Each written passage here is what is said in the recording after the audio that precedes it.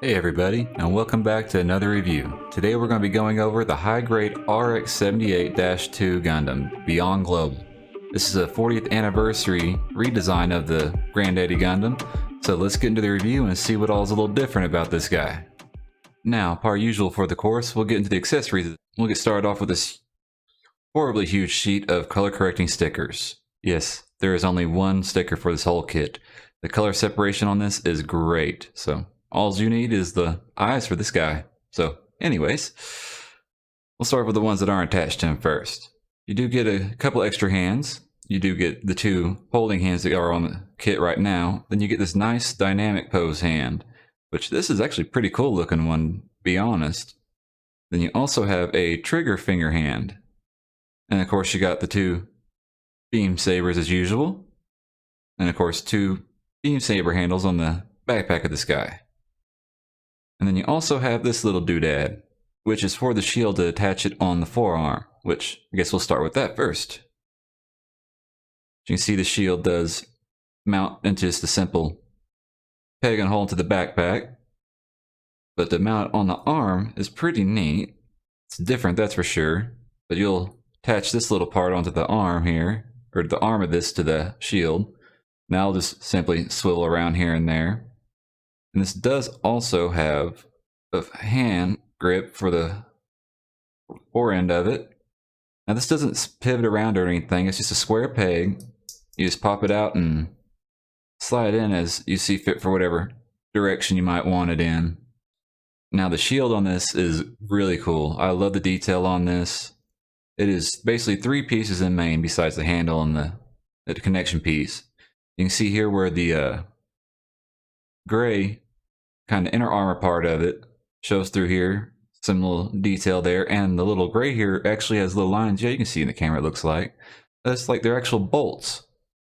Of course, your typical little window. And you have the white piece running around, and even for the back side of the reddish maroon piece on the front, is they all look like little bolts poking through, even for the white piece coming through the gray here.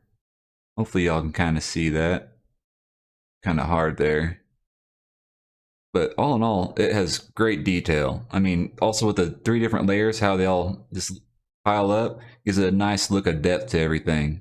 That I really like about that. And of course, there's plenty of detail underneath here for you to panel line as well.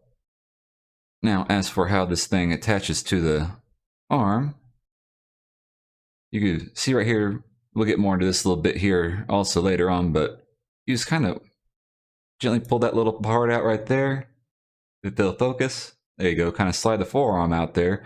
And right in there is kind of recessed, that little gray bit on this part. And this just simply snaps in there on that piece. And you just kind of push the forearm back in, and that pretty well locks the shield in place. That sucker does not go anywhere. And we'll get the beam rifle here. Yeah. Now, there's one dislike I have about this. Of course, not the peg here, the hole, of course, that's part of the course there for stowing away the rifles, but this mounts in there. The fact that the peg for mounting the rifle is fixed. That doesn't move or anything, it's always sticking out there. That does kind of annoy me personally. I mean, you have a moving handle here, of course, and then the camera sight here moves as well. I don't know why they couldn't just make that where it would just fold in or anything like that, but not really that big of a deal. So just a little gripe that I had. Then of course on this you do have, as typical, a seam line running down the beam rifle here. But the way they've done it, the only part that really looks like a seam line is right here on the foregrip of it. You see there. The rest of it, like back here across the top of the rifle, the rail here, it blends in as a panel line. And the same goes for up underneath, you know, for the most part. It's all kind of looking like a panel line running up through there, because it is just two halves sandwiched together. So other than that little bit there, they did a pretty good job on designing the rifle and hiding that away. Now, actually, before we get into articulation, I want to kind of go over some of the aesthetics and some of the nice little deals about this kit. Stand him right there, move that over some, and give you a bit of a comparison here. with the Revive RX. Now you can see, but the Revive is a bit more squared off and a bit thicker looking, bit more bulk to him, and the Beyond Global is a bit more streamlined, kind of a edgy industrial sort of design. You can see the torsos there, where they kind of narrowed it up here on him, and in the chest here, it's a bit, comes more to a point, more edge line to it. Now one of the big deals they've done is, let me leave their arms up here, kind of give you a better view, is the torso from the side view. As you can see, of course, much thicker, more bulk to the Revive version, and then they really narrowed down the torso from the side on the Beyond Global, which isn't bad, but it just looks out of proportion to me, comparing it with the back skirting here, how much it kind of sticks out from there. It does also on the Revive version, but not nearly as noticeable. It's a little more flush with it, I guess you could say. And now also, when it comes to the legs here, the thighs are a bit thicker than the Revives, but the calves are much thinner than the Revives, and the feet are smaller as well. Get a side view of the then there, and the legs seem a bit longer, but the Revive actually seems a bit taller, actually. But also, with this kit, there are no seam lines pretty much on this. The way they've designed it and how it all comes together, the only seam lines you'll have, they're right there, like on the backpack. You see down the side there, because it's two pieces that just sandwich together. And then here on the foregrip of the beam rifle that we talked about already. That's the only seam lines. Everything else here on the forearm, hidden as a panel line as well on the back here. They hide this one down through the side here, maybe a bit of a seam line there, but that's really not much. It's actually, now I look closer at it, it's more of a seam line, not seam line, panel line as well. The calf right here, or not calf, the thigh, that's all blended in as a panel line. It's just two parts sandwiched together. And the shoulder armor is actually molded in one piece. You see here.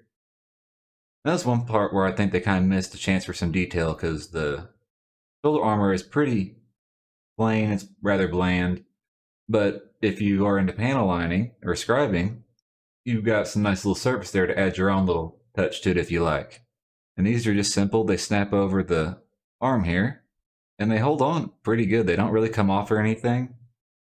And then as another nice aspect of this, coming to seam lines, decapitate them here for a moment. The head here, the helmet part is all one single piece. It just slides over the top of all the inners here. So that is definitely nice. All you have is a mold line there to clean up, which is a hell of a lot easier than trying to clean up a seam line on the top of the head. Because trying to get all that straightened out, and especially if you're unpainting it, trying to figure out the interface, either you have to cut it where you can slide it up in there, or mask off the whole front of the face, trying to keep from messing that up. But that is a nice plus. I wish you did that a little bit more on high grades and everything. But that's the aesthetic changes on this. Oh, and then also one of our deals you notice here on the waist, bring it a little closer. The skirt armor here is a bit squared off and boxed, and it doesn't seem to flow very well with the midsection of the torso here, which I think what I'm going to do when it comes time is I'm going to maybe kind of cut and shave these, because the center part here is separate from the movable part of skirt armor. That stays in place. So I'm going to try and sand it and angle it where it kind of has a nice flow with that lower section of the torso. And then also, this is the way this thing is assembled. There is, if it's your first time painting, airbrushing or whatever, this kit will work great. The color separation on this, every part, the way it goes together, you don't have to worry about masking any of this as far as I can tell. Everything is separate. Like I said, seam lines, you have to worry about hiding those and then, removing those and trying to figure out how to get it all back together. You can just paint each part separate, snap it all together. Very nice. I love how they did that with the color separation on this and hiding all the seam lines and everything. Great job when it comes to that. All right, now for articulation, well, it's typical to move from head down. You do have the typical ball and socket on top of the neck part, and it's just a good old chicken neck like always. Now the arms, there are no polycaps in this build as well. Not a single one. So you see the grayish part there is a whole part in there that hinges up and brings that arm all the way up like so. Definitely can't complain about that at all. And as usual, of course, you would have a 360 and oop, pulled that off there by accident. That's my bad. You have upper bicep rotation. A good double bend in the elbow there. Oh, and if anybody's ever built the gym, or the gym or whatever, it has a bit of a gimmick like that. You can see off in there, it's hinged, and it gives you a little extra play there for the upper arm, up there into the chest. I think they've done a better job with that design on the gym, but still it's a nice little touch there. And then of course, what we seen earlier with the shield, how that snaps in, they consider it's another point of articulation. Supposed to be able to have a little extra play there.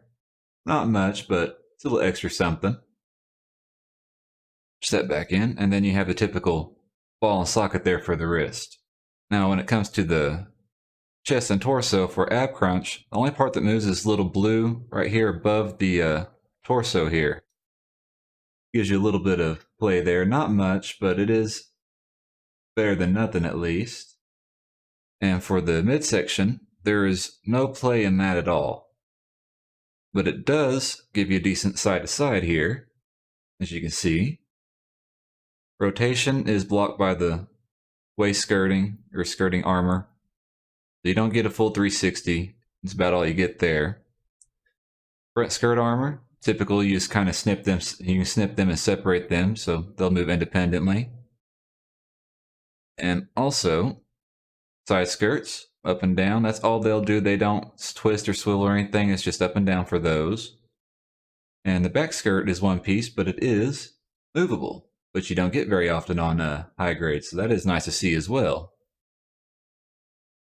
Now we'll get down here to the hip joints, which they're a bit different. So here, kind of move everything up out of the way. Now just basic, you can see there's a little oblongish sort of piece in there. There's that, it'll swing independently of the other leg, up and down, kind of drop that hip down. And then there's another pivot at that point, as you can see. See how much of a help in the leg kick it'll give you in that. Now for forward, not much in that sense, but maybe if we kind of drop that down, that oblong piece. And there we go, that's a little bit better right there. Let's kind of get that back in normal position. You get better without that weird extension on that for the upward kick. Now for back with that movable skirting, not too bad. Pretty decent for a backwards kick. There's also, you can see right here in the front, get that skirt up out of the way there. There's a bit of extra play in the top of the thigh there where the joints meet up. And then for the knee, we have a good double knee and separating knee armor as well, which is very nice to see. Usually I kind of get that gimmick there with the master grades most generally, but great knee bend all the way up there to right underneath this bottom there. So that is very nice. And some of you like to see, will he do the splits? Let's find out. Move some stuff out of the way, and not quite. No, let's try if we drop that weird drop down gimmick on the hip. And yeah, it brings that leg up all the way. So yeah, if you do both of them, it'll give you the perfect splits. And now onto the foot. Typical ankle armor, just kind of moves up and down there for you. Not spectacular there. Now the feet are a bit different. Strange, I've never seen it quite like this. As you can see here from the back, there's no toe bend in a sense. It's like the whole foot just kind of bends forward, as you can see. And I don't have that all the way together. That's better. But yeah, but it does leave this bit of a opening back here. But once you have it posed, you may not really be able to nose that, so that may not be a big deal. So let's kind of see here, see the foot up without that opening foot deal. Decent already forward with the foot like that. That's pretty good. Then imagine getting that little extra from the inner part coming out. Probably help you get a decent kneeling pose possibly. We'll try that here in a bit. Then of course foot all the way back.